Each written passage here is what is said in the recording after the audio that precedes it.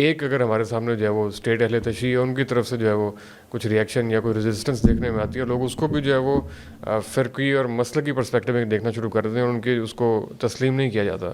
امت کے اس کردار کے بارے میں آپ کی کیا آبزرویشن؟ یہ وہ حقائق ہیں جنہیں ہمیں تسلیم کرنا پڑے گا. امت نام کی کوئی چیز نہیں ہے. امت اس وقت ایک وہی بات ہے، خیالی تصور ہے.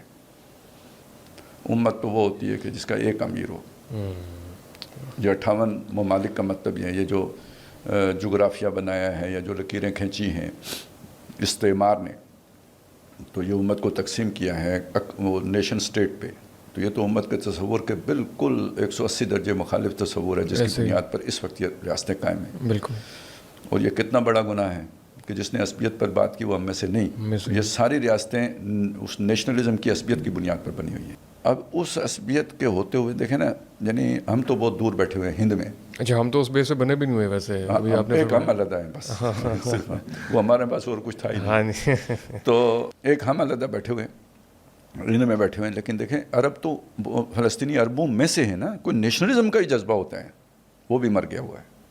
یہ در حقیقت وہی جو ہے نا، وہ جو پستی کا کوئی حد سے گزرنے دیکھے والی جو کیفیت ہے نا، وہ اب اس اعتبار سے اپنے کمال کی طرف جا رہی ہے. لیکن اس فرق کے ساتھ کہ اس وقت کوئی ریزسٹنس ہی نہیں تھی. آخر یہ بھی تو ہماری ہی امت تھی کہ وہ منگول آتے تھے، وہ کہتے تھے کہ جی آپ کو ہم نے قتل کرنا ہے، آپ نے ادھر کھڑے رہنا ہے، میری تلوار گھر رہ گئی ہے، وہ میں نے جا کے گھر سے لے کے آنی ہے، اور جب تک میں واپس آتا آپ نے ادھر ہی اٹینشن کھڑے رہنا ہے. اور وہ کھڑے رہتے تھے. تزکیہ ہوا تھا نا. تزکیہ نفس ہوا تھا. حاکم کی بات کا انکار نہیں کرنا ہے، تو کھڑے رہتے تھے. تو اس کے مقابلے میں آج فرق تو آ گیا. تو اصل میں یہ بھی ایک اللہ تعالیٰ کا اپنا نظام ہے. تو خاک میں مل اور آگ میں جل، جب خشت بنے تب کام چلے. تو اب یہ ایک عمل، یعنی یہ ایک اعتبار سے عذاب ہے.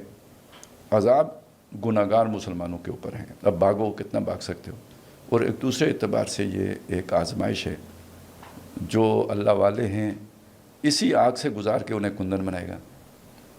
بتا رہی ہے ظلمت شب کہ صبح نزدیک آ رہی ہے. یہ تو ہوگا.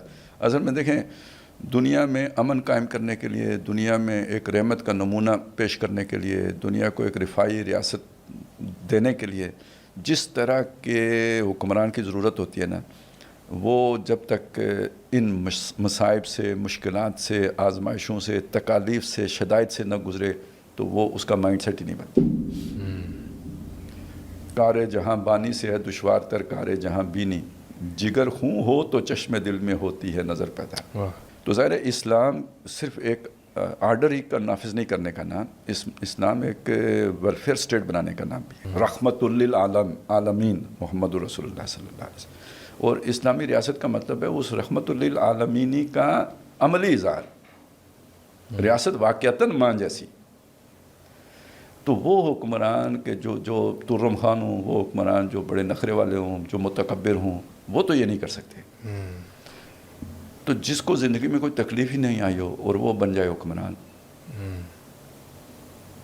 تو اس کے نخرے تو کسی طرح ختم ہی نہیں ہوں گے.